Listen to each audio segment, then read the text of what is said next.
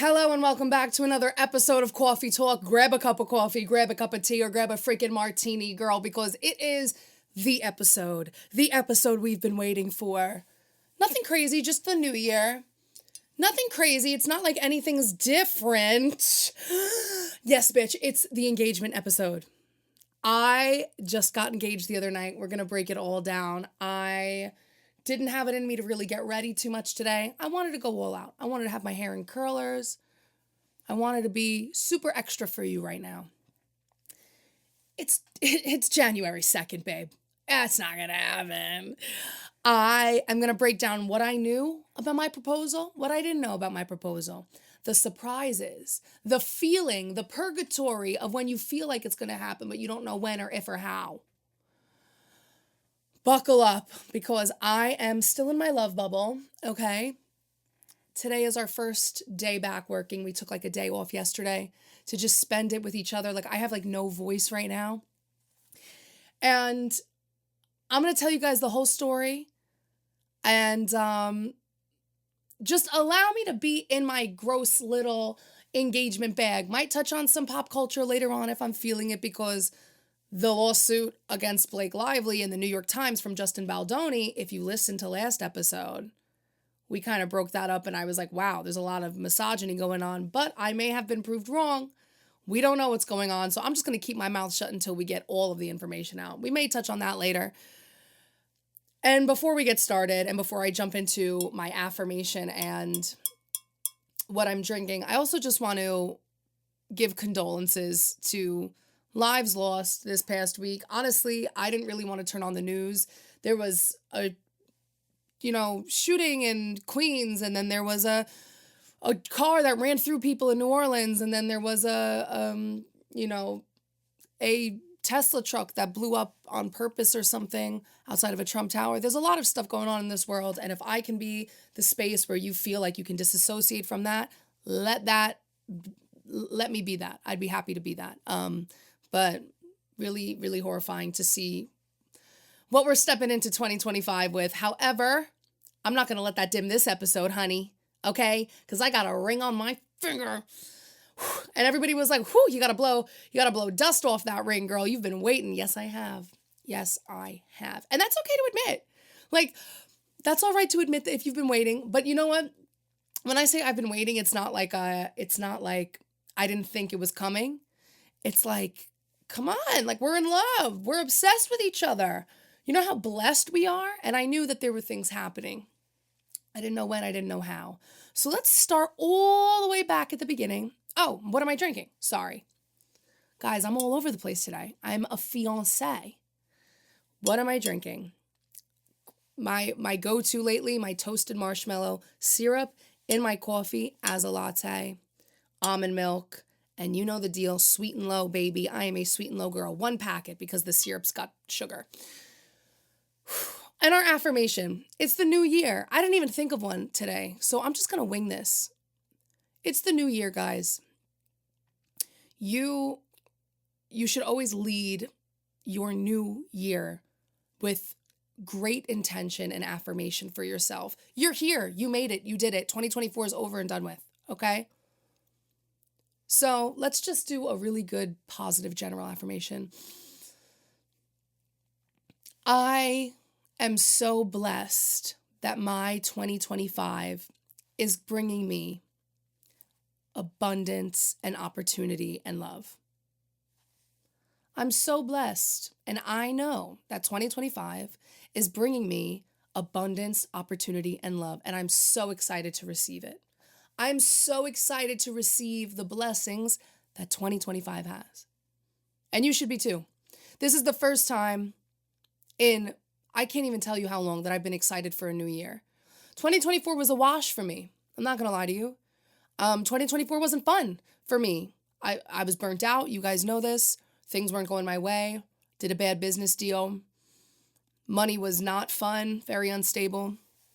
And 2025, I'm a different beast. I'm a beast. I'm attacking everything that I want this year. No more sitting back on my laurels. No more being afraid of if I get, a no or a rejection. I've gotten so many no's and so many rejections that I'm numb to it at this point. So what's the worst that can happen? Just some more? Okay, I could do it. I can handle it. And so can you. What's the worst that can happen? Somebody says no? Okay, move on. I'm working on it. You got to work on it. Go get what you want. Just like I got my man. My favorite thing about my engagement is that all of like the misogynistic men prepare to be sick of me. They always love to be like, this is why you're going to be single forever. And I'm like, you're sitting in your mother's basement, chewing on your freaking fingernails while I'm engaged. Even in the past, I was like, my man and I are very much in love, and your mommy still makes your doctor's appointments. Sorry. I don't know, babe. Sounds like one of us has a bigger issue based on your scale of achievement. Sorry. So yeah, this is going to be really fun. Yes, a feminist has a gentleman fiance. Could you believe it? Hell hath frozen over. The proposal was the most romantic thing ever. It was so us. It was so him and I.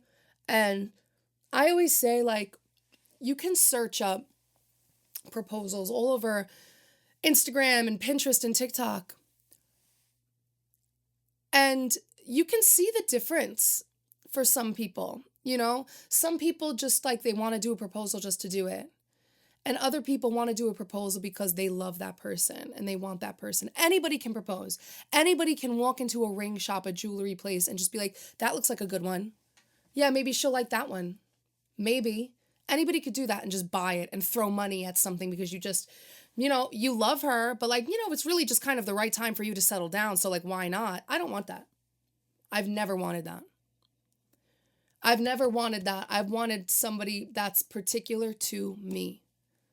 I wanted a ring that you saw me in. I wanted effort. My love language is acts of service. And it doesn't seem, for me, everybody's different. It doesn't seem as honorable to me just walking in and making a, split-second decision of that's a pretty ring, as opposed to, let's go and figure this out with, a close family member or a friend, and I need help, and asking the people who I love. And this man did everything freaking right. This man designed my engagement ring. I don't know if you could see it. I hope the camera's focusing on it.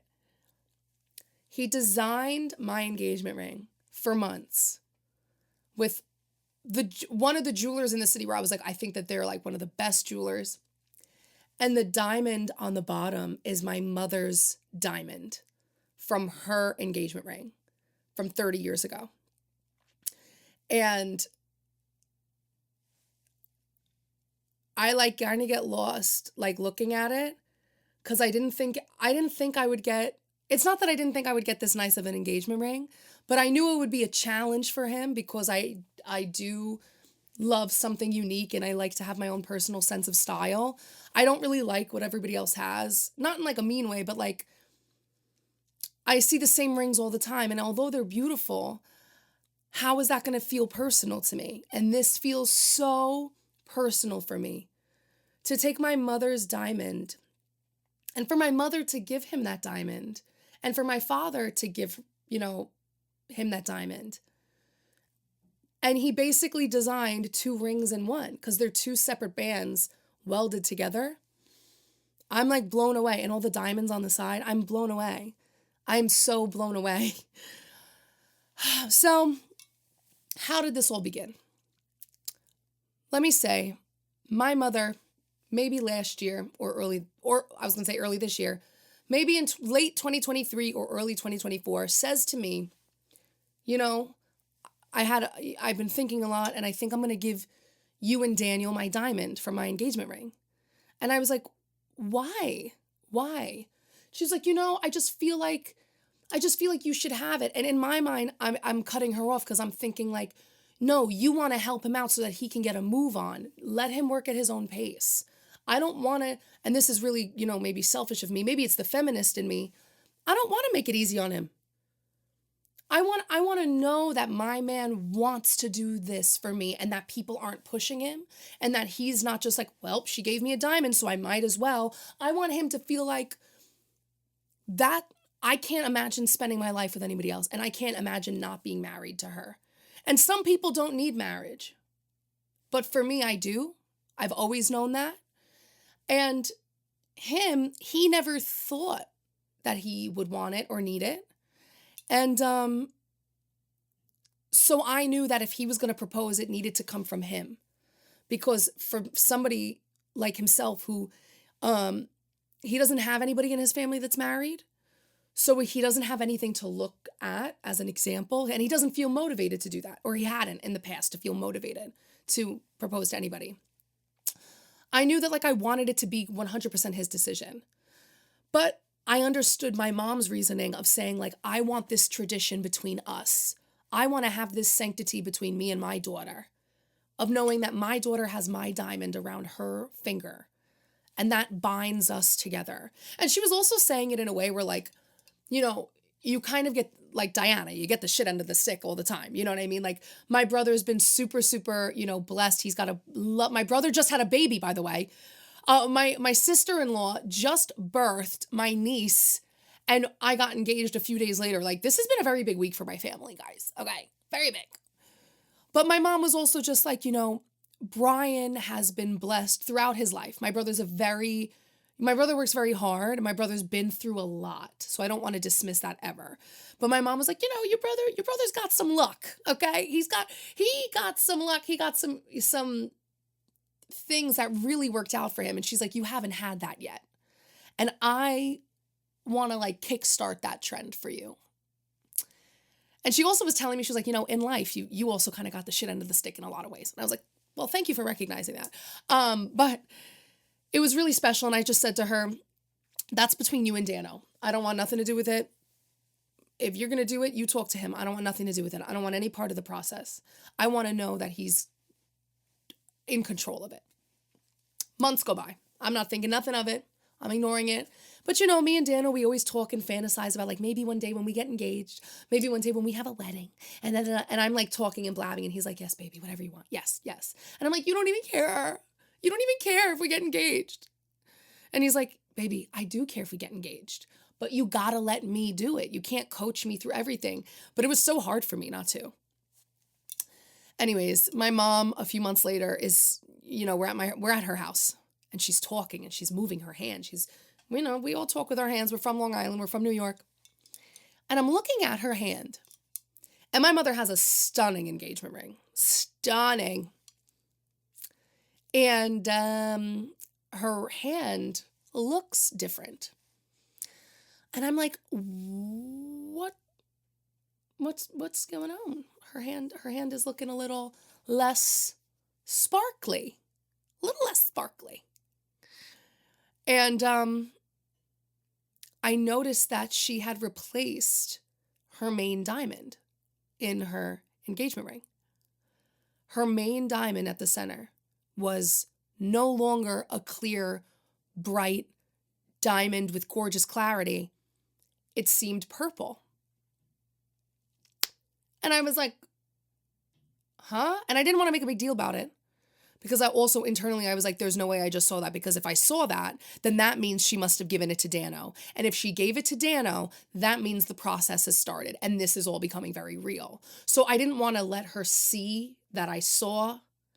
But I think she had an inkling that maybe I would notice it. And so I saw her flip the ring towards the inside of her finger.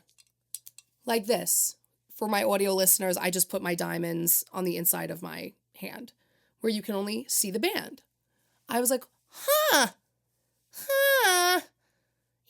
interesting, okay.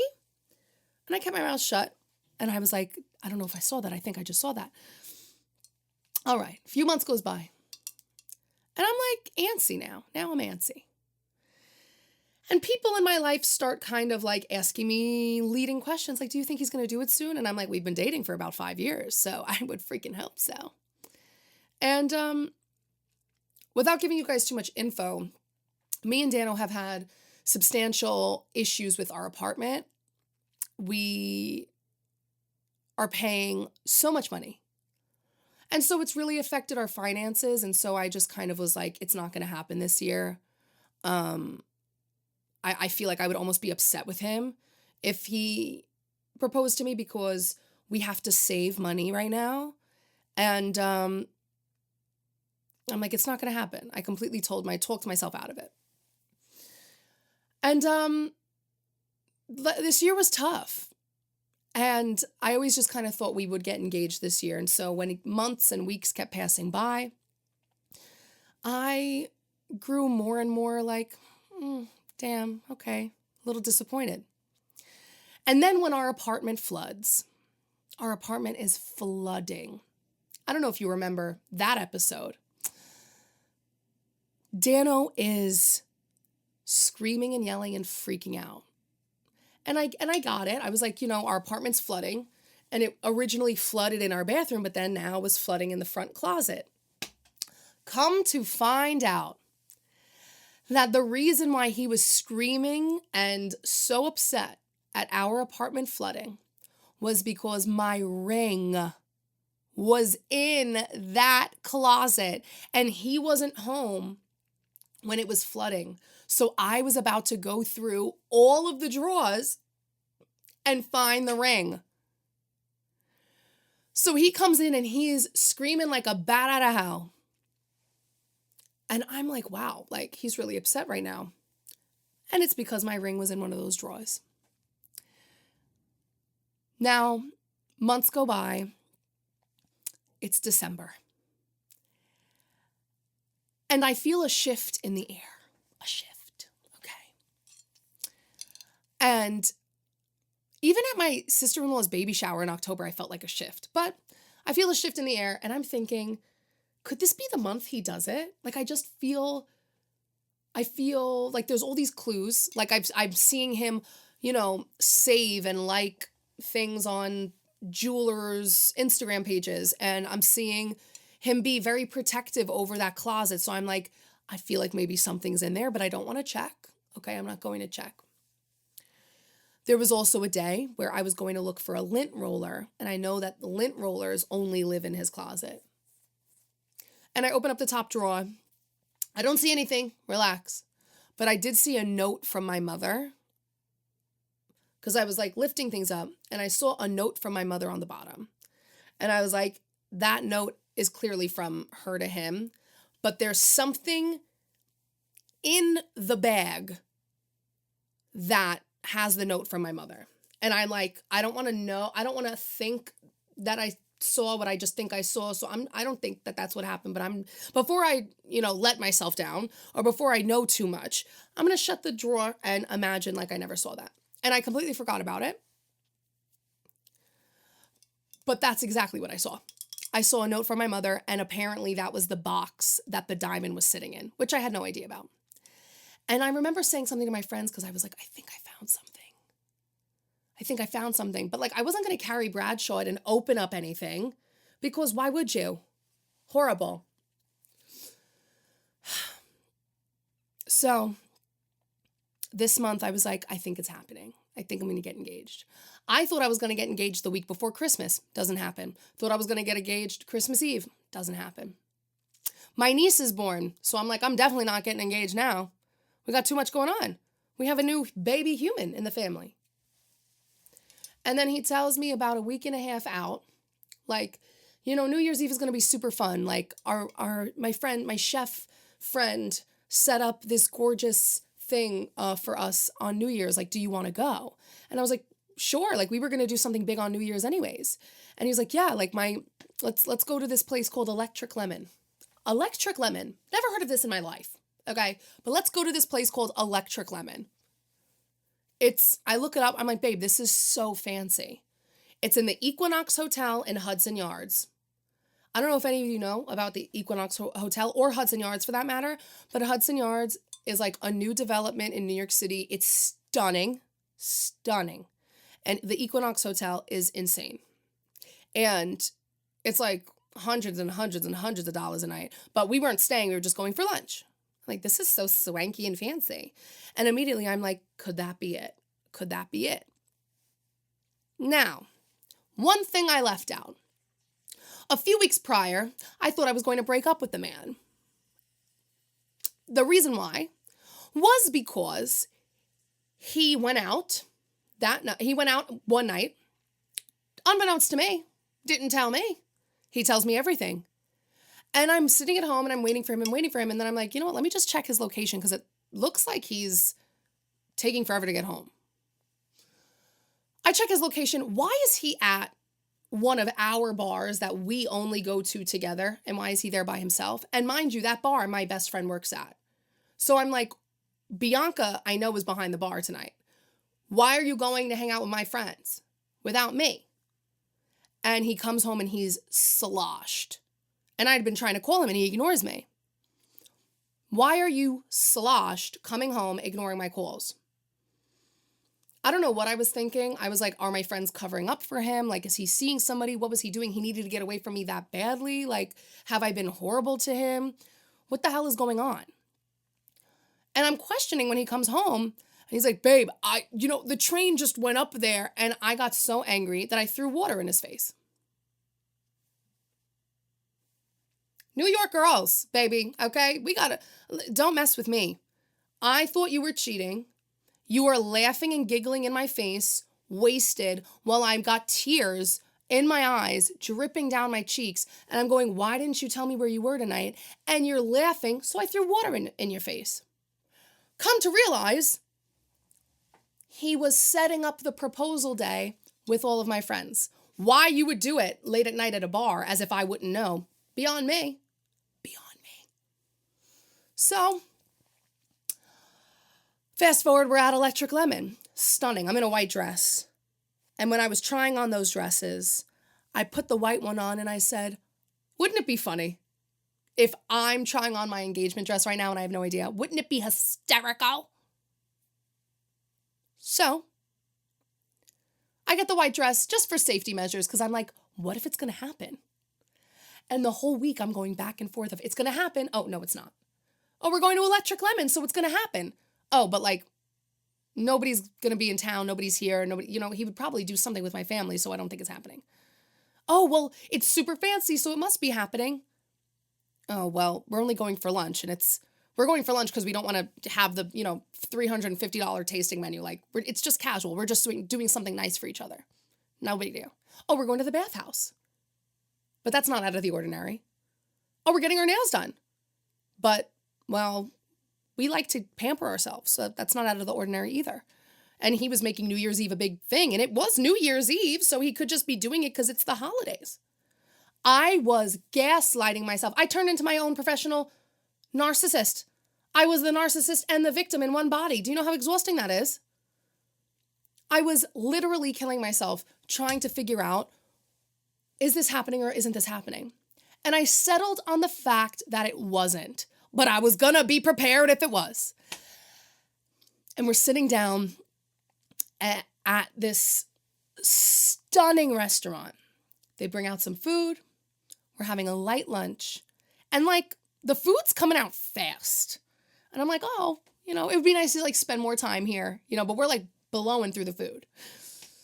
And we have some champagne and it's cool. Maybe 45 minutes to an hour goes by. And the chef comes out. Now, once again, could seem very out of the ordinary for somebody who's not a chef. But because I know my man, who is an executive chef himself, in their community, that's very common. I'm not a stranger to getting perks from his job. We walk into a place that's recommended by another chef. The chef comes out, greets us. They'll send us a bottle of something or a glass of something or an appetizer of something. They do something kind, right? It's always just something sweet and kind. And he goes, oh, do you guys want like a tour of the grounds? Because we're 24 floors up in the sky. And he's like, we have this insane back terrace over there. Like, do you want a tour? Sure. Once again, could be something, but not out of the ordinary. And when we stepped outside onto the terrace, I was like, is this it? We were walking and I was just like, is this going to be the moment right now? He couldn't have picked, it's a beautiful day. He couldn't have picked a more beautiful space. And I see like a tripod in a corner. And I'm like, oh, well, it's the Equinox Hotel. There's some fake grass on the ground right now with a gorgeous view. It's probably an influencer. I would know. Probably an influencer. Whatever. And the guy goes, listen, I'm going to let you guys do your thing out here and like, you know, just walk around, explore, do whatever you got to do. And I'll check back in on you in a few minutes. Okay. I'm thinking, you're going to leave me out here unsupervised? You don't know my mental state. I'm 24 floors up, sir. What if I wanted to jump unsupervised? And me and Dano are standing there and we're just like, wow, like it's gorgeous. The view's gorgeous. And he was like, you like the view? And I was like, yeah, it's Jersey, but I like the view. And he was like, don't worry. One of these days when we move there, and he knows like we're both like never Jersey people. And I was like, yeah, okay, when we move there. And I looked to my right and I was like, I wonder what street this is. I think it's like 10th Avenue or 12th Avenue. And I turned back around and the man was on his knee. And it doesn't matter. It doesn't matter if I thought, oh, it's going to happen. Oh, it's not going to happen. Oh, I felt prepared, but I wasn't prepared. The clues that I thought that I was taking into consideration, none of it mattered. In that moment, I've never felt more surprised. I've never felt more overwhelmed. I've never had a bigger adrenaline jump in my heart. I've never felt that. I literally feel like I blacked out. I barely remember what he said. He was just like, Diana Marie Prendergast, which is my government name. Diana Marie Prendergast, you are the love of my life. Like, that's all I remember is him saying, you are the love of my life. I think he said a few other things like, I would not be who I am without you or something like that. You make me a better person or something like that. I don't remember. And I got down on my knees because I was like, I want to be face to face with him. And I kept covering my face, which I wish I didn't do. Because I think it's so natural for women when we're like getting proposed to like cover our face, like a shock. But then I put my hands on the sides of my head because I want that raw emotion to be seen and felt. And I'm sitting there with him and I have this one moment of like self-perception where I'm like, oh my God, wait, what if I have something in my teeth? I'm like, do I have something in my teeth? And the photographer is running around, Alex, who's amazing, Alex Ray. She's running around and I'm like, what the hell? Do I have things in my teeth? I'm like, are you proposing right now? Like I snap back to the present moment out of blacking out. I'm like, you're actually doing this right now? Is this for real? What the hell? And he was just like, would you be my wife? And I was like, I don't even know if I said yes. I was just like, what the hell is going on? In my mind, I was like, I've been waiting for you to ask me that question for forever. And I was just like, absolutely, yes. And we stood up, we kissed, we hugged, and it was such a surreal, personal moment. And I almost feel like I want to cry, but I'm all cried out. I feel like right today, like, is my first day alone, sitting with myself with a ring on my finger being like, you're a fiance. Like, I'm going to get married to a man that is my dream human being, not a red flag in the man. And I guess that's also my way of saying, like, being decisive about who you are will only benefit you and your future relationships. Because when you're decisive about who you are, it allows you to attract exactly who and what you need. And that's exactly what happened. I feel like I didn't find Dano until I decided to be really harsh and true to myself of like, this is where you're going wrong and this is what you need to change and this is who you are. And people are not going to like these parts of you. There are pieces of me that people are not going to like. I make mistakes all the time. I misuse words all the time. I'm a little too dramatic. People don't like that. That's okay. But there's somebody out there that if I am my full authentic self, it's not going to be a shock to them. And they're going to know exactly what they're getting with me. And I attracted like my perfect person and my perfect man who's a gentleman, who's family oriented, who's a believer in chivalry, but also knows that an empowered woman is a sexy woman. And it was just the most beautiful moment. The most beautiful moment. Somebody comes out, the manager comes out with champagne, some guests from the hotel witnessed it, and they're like, let's see the ring. And all of a sudden I turn around, and my family and everybody and his family and my friends that helped set this whole thing up come out of nowhere. And my cousin Brittany from Georgia flew up, and I hadn't seen her in like a year and a half, almost 2 years. And it was an extremely personal, intimate, emotional time and moment. And we ended up sitting by the bar, all of us. We all took a ton of pictures. And we went and sat by the bar. We got a ton of champagne. And we had the most insane, stellar, gorgeous view. And I'm sitting around and I'm like, who's paying for all of this? Who's in charge? Who's the adult in the room?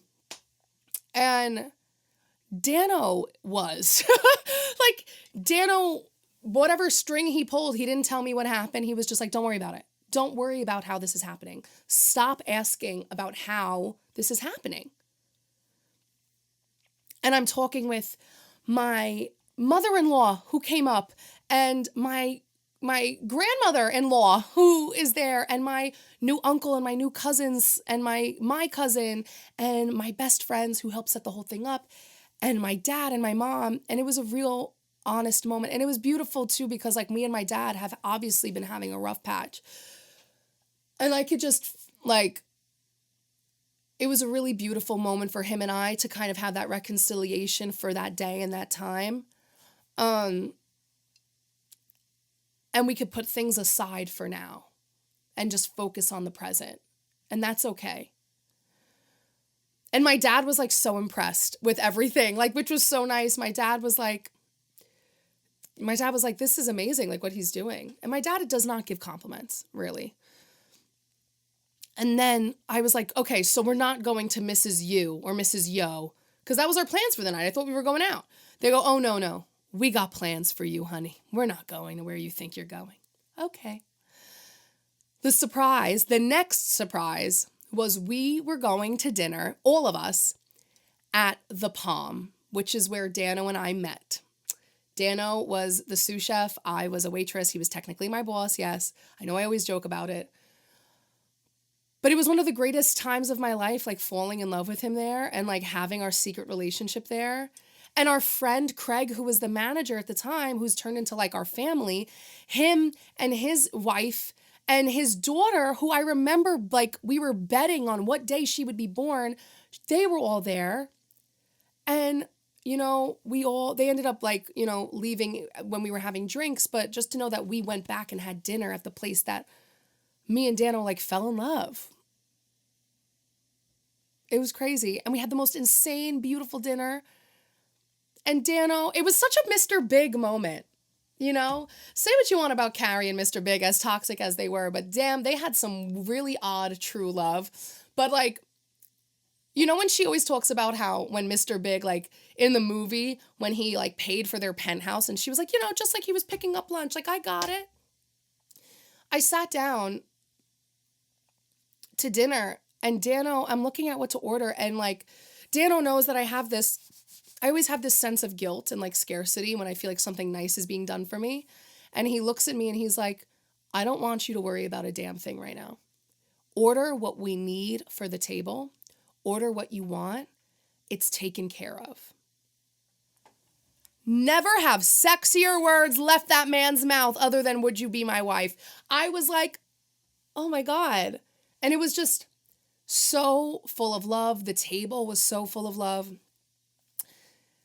And we had a lot of cheers. We had a lot of cries. And then from there, we went out to Winnie Said with all of our friends. I turn around and my other cousin pops up. I turn around and Joanna's sister is there. I turn around, the whole neighborhood's there. I'm like, what the hell is going on? It was just so us. It was so New York. It was so us. My friends pulled through. Like my friends really assisted him and helped him out.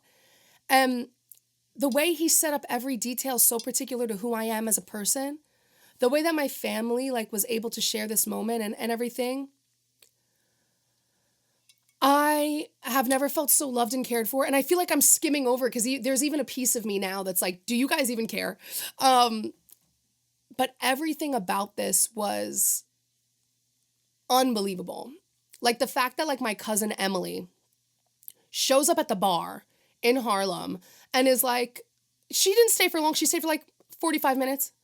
But just the fact that you did that, why? Like, that's so kind.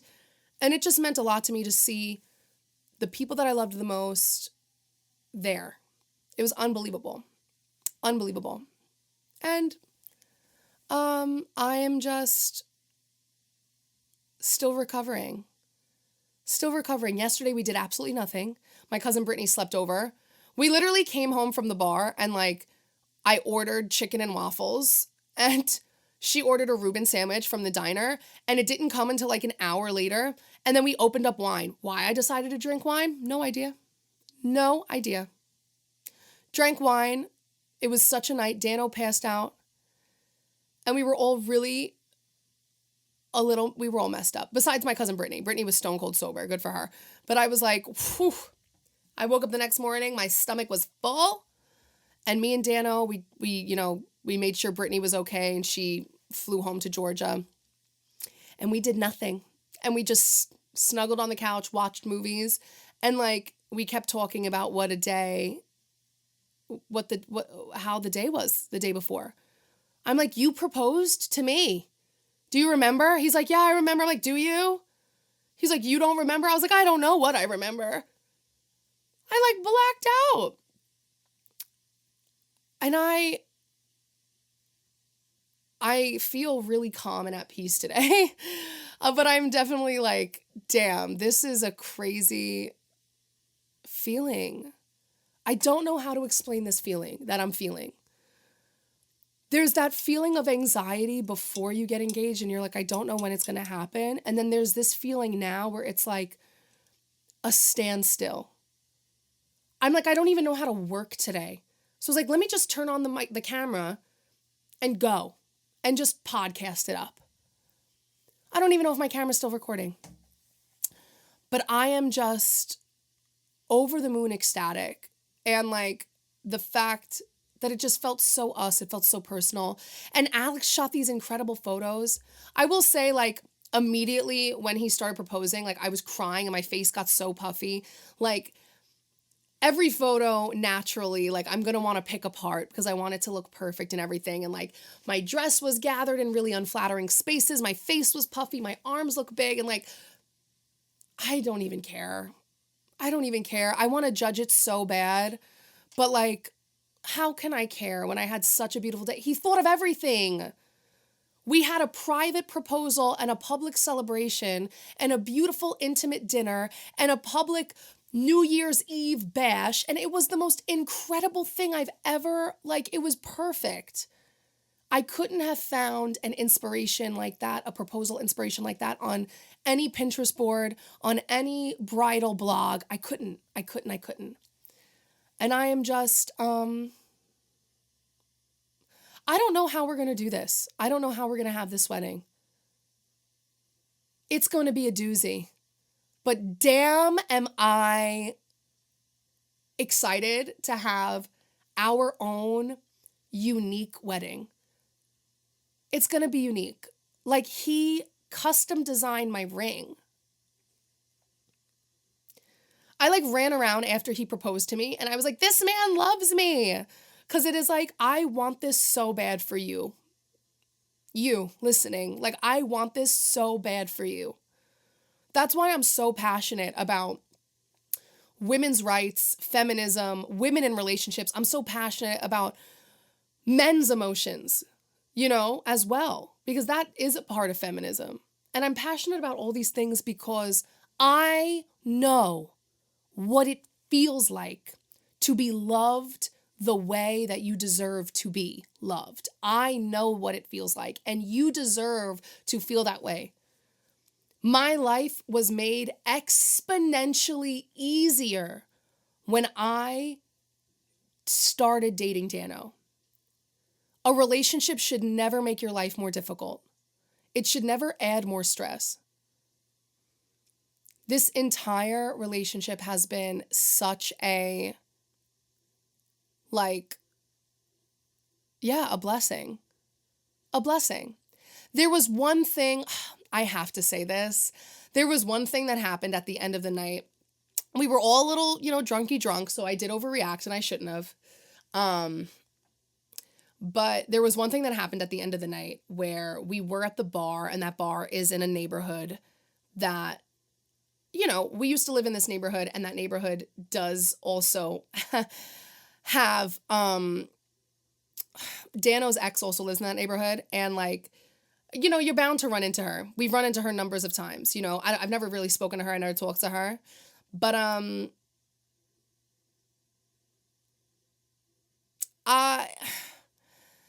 we were there like celebrating our engagement, and like the last thing I wanted to do was like see his ex. Like, they had a life together. They had an era together.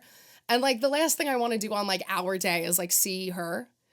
And I'm sure like that's not her fault, obviously. But I go to like the bathroom and I go to open the door, and she walks out and she looks at me right in my eyes, and I'm like too drunk to correlate.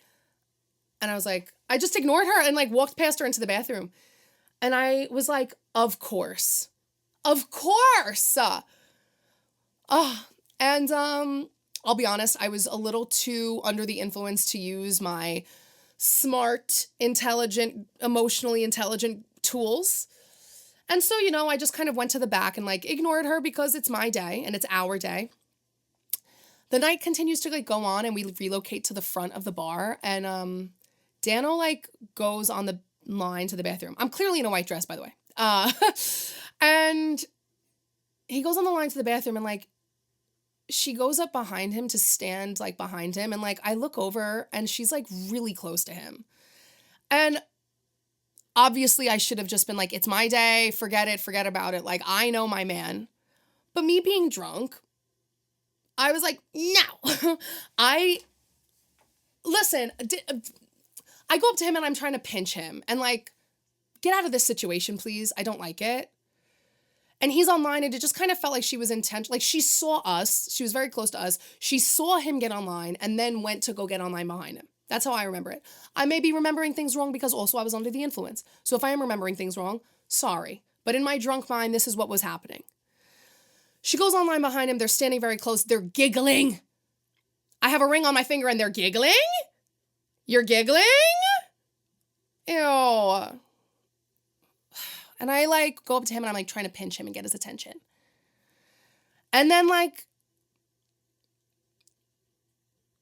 I pulled him into the bathroom and I was like, why are you doing that?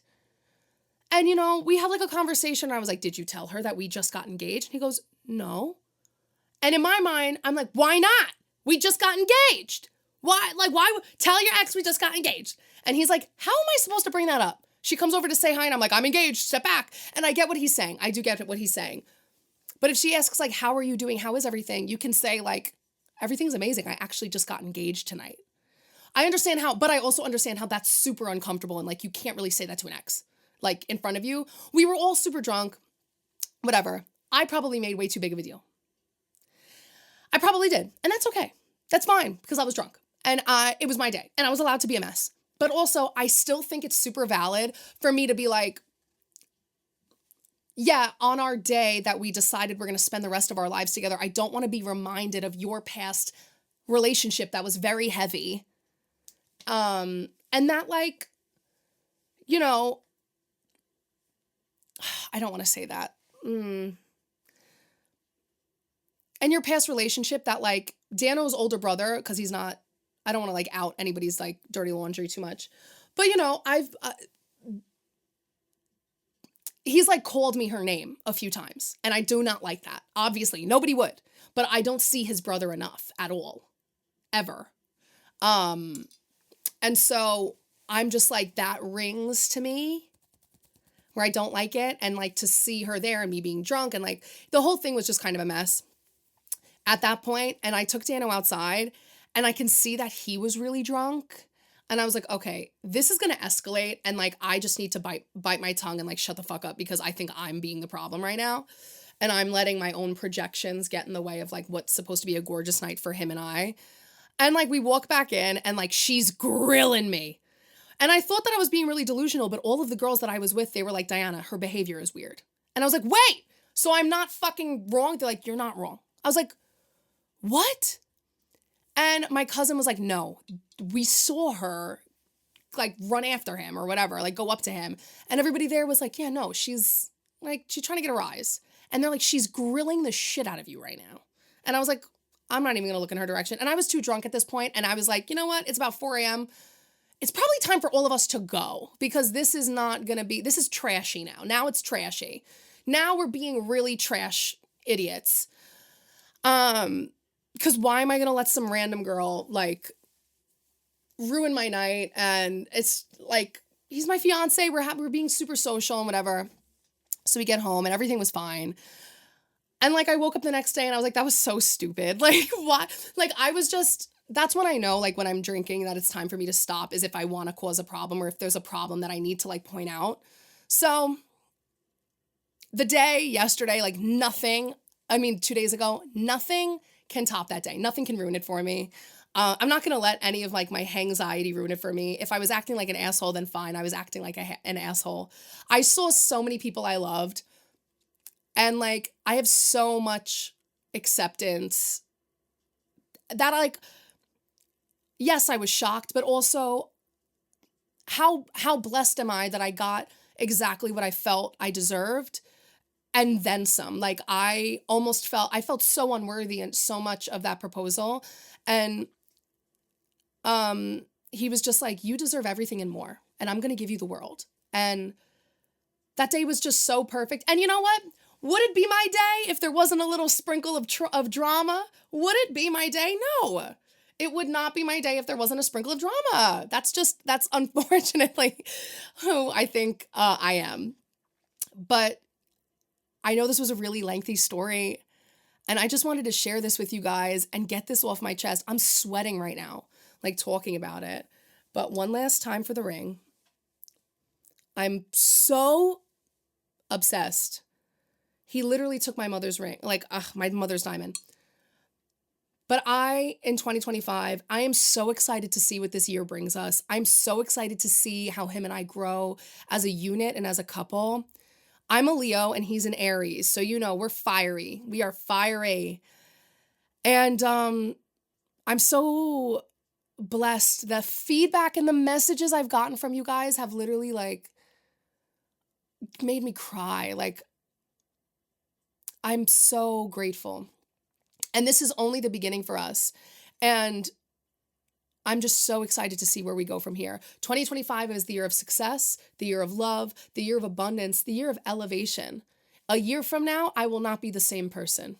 And we will not be the same audience, okay? We will not be the same community. Mark my words, this is the start of something big. And we are going to do this the way that we know how, the way that we've always done it, when no one was watching, authentically, truthfully, honestly, the good, the bad, and the ugly, okay? That's who we are. And I'm so excited to share this with you. Thank you so much for listening to this episode. I hope I didn't bore you to death with all my gushy love shit. And also, what are the freaking odds that I got my period, like, on the same, like, day after, on a new moon? Doesn't that mean I'm like a red witch or something?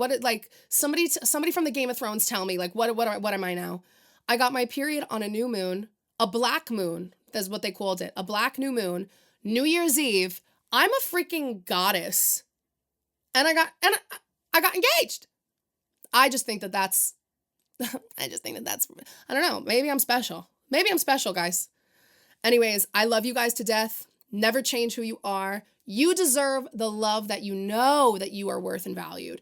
You deserve the love that you know that you are, you deserve the love that you know you are worth and valued. Yeah, that kind of makes sense. Yes. Yeah, I'm standing 10 toes down on it. I don't care if it's grammatically incorrect. Whatever. Thank you so much for joining me for the special edition proposal engagement episode. I hope you enjoyed your coffee and your tea and your dirty martini and my little ring-a-ling-ling-lingy, my little ring. And I will see you guys soon. This has been an episode of Kawfee Talk. Make sure you like, subscribe, and make sure you guys are following me because the new music is finally on its way. Love you so damn much.